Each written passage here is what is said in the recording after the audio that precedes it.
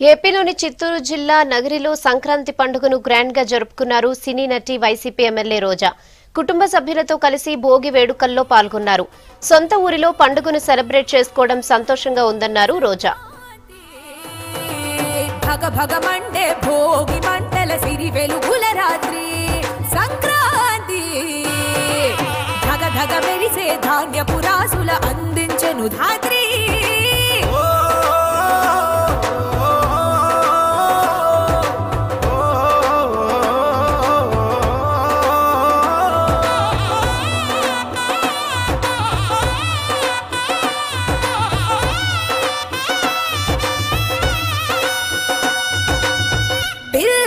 పాపలు చేరెను ఇళ్లకు గుండెకు తెచ్చెను సందడులు నువ్వుల నూనెతో స్నానము చేయగా దైవము ఇచ్చెను దీవెనలు.